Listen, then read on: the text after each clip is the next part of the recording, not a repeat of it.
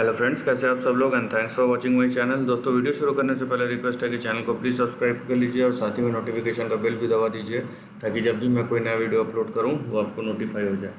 दोस्तों, वीडियो शुरू करते हैं और इस वीडियो में हम जिस कंपनी के बारे में बात करेंगे, बेसिकली आप केमिकल्स बोलिए या फार्मास्यूटिकल बोलिए, दोनों के थोड़े थोड़े मिलते जुलते हैं इसमें कंबाइंड, क्योंकि जिस कंपनी के बारे में हम डिस्कस कर रहे हैं उस कंपनी का नाम है जुबिलेंट लाइफ साइंसेस।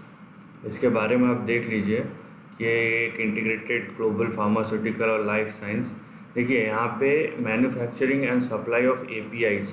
सो एपीआई जो है एक बहुत इंपॉर्टेंट कंपोनेंट होता है, ठीक है, और वो हर कोई इंडिया में हर कोई नहीं बनाता है। बेसिकली यही एक चीज़ है जो हम चाइना पे हेवीली डिपेंडेंट है इंपोर्ट के लिए, क्योंकि ये एक बहुत इंटीग्रेटेड कंपोनेंट है, पहली बात तो।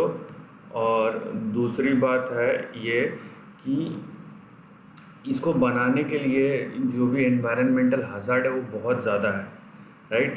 तो चाइना ये काम अच्छे से करता है, तो अगर ये काम कर रहा है तो ये एक बहुत ही इम्पोर्टेंट कंपोनेंट है, राइट। तो अभी जिस तरीके का माहौल चल रहा है उस माहौल में आप देख लीजिए कि केमिकल या फार्मास्यूटिकल दोनों ही अपने अच्छे दिन देख रहे हैं, और ये अभी शुरू हुआ, खासकर फार्मा के लिए।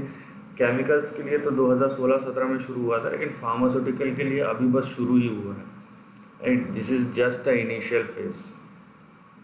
तो उस सेंस में देखें तो सबसे पहले तो जो चीज़ होगा वो है प्राइस का रिएक्शन। तो पहले प्राइस ऊपर जाएगा, उसके बाद फिर फंडामेंटल कैचअप करेगा, फिर प्राइस उसके साथ मैच करेगा, वो बात की बात है।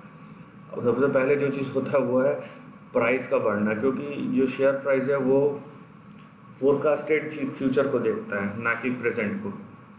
नाउ देखिए, 10,000 करोड़ का मार्केट कैप है इसका, 11 टाइम्स का पी है, सो रीजनेबल है। यहाँ पे 16% का आर ओ ई है यहाँ पे।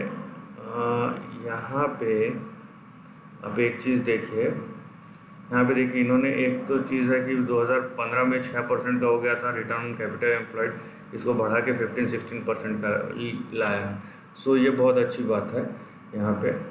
और प्रमोटर का स्टेक यहाँ पे 50% है। इस कंपनी में जो एक चीज़ देखने वाली है वो इनका डेट लेवल 1 टाइम से ज़्यादा है।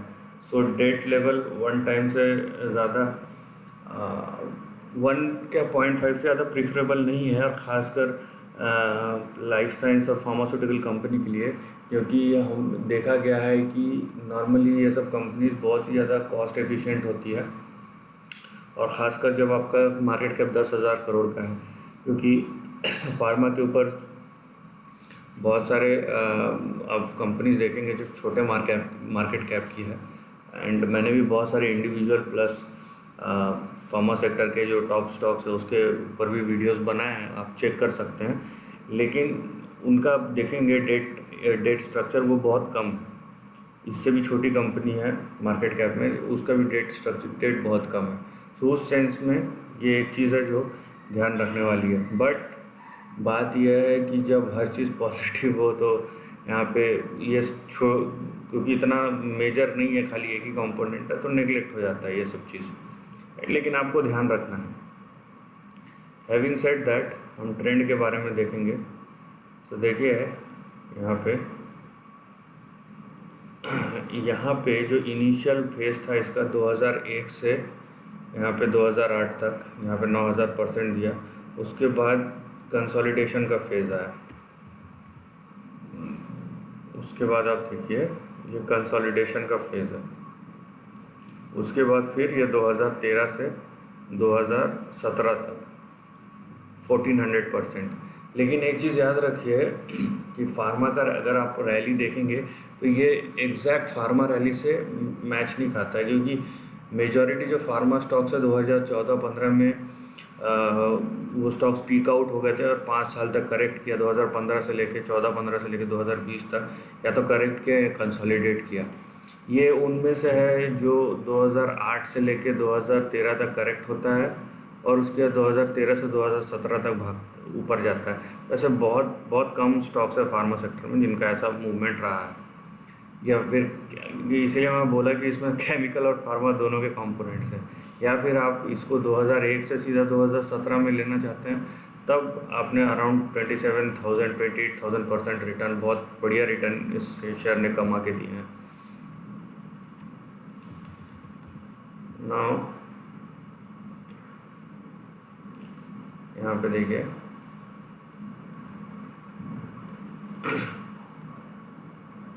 ये आपका ओवरऑल ट्रेंड है, ठीक है, ये आपका ओवरऑल ट्रेंड है, यहाँ पे समझिए।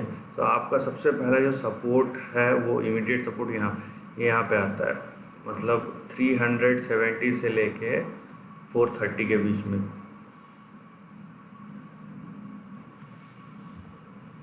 370 से लेके 430 के बीच में जो आपका आता है वो इमीडिएट सपोर्ट का रेंज आता है, क्योंकि मंथली चार्ट है इसलिए आपको एक एक जो यहाँ पे बार दिख रहा है वो मंथली है, ठीक है, एक मंथ का प्राइस एक्शन है।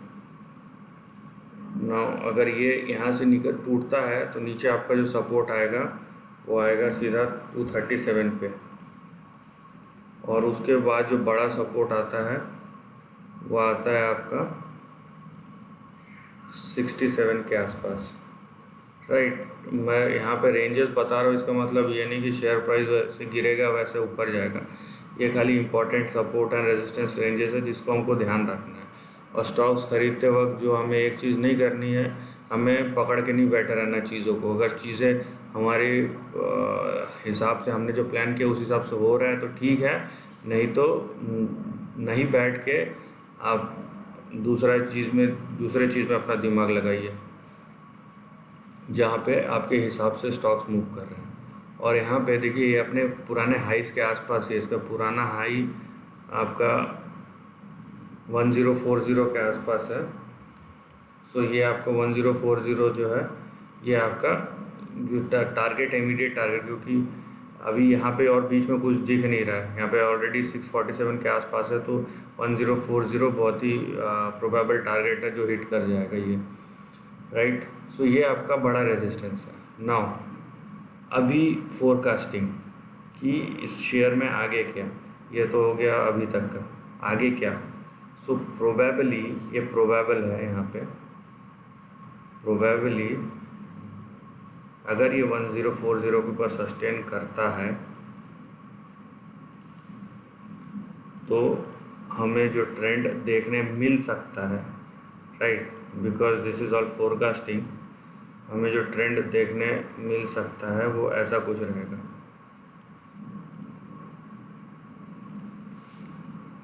ठीक है, वो यहाँ पे ऐसा कुछ रहेगा। मतलब अगर 1040 क्रॉस कर जाता है सो 1800 से लेके 3500 का, 1800 से लेके 3500 का आपको रेंज देखने मिल सकता है। अब ये किस तरीके से डिफाइन होगा, मैंने यहाँ से, अब देखिए अगर शेयर प्राइस इसको क्रॉस कर जाता है 1040 को, तो अब मेरे को नहीं पता कि शेयर प्राइस यहाँ पे टच करेगा या यहाँ पे टच करेगा, ठीक है, इसीलिए मैंने यहाँ से लेके पूरा यहाँ तक का रेंज कवर कर लिया है।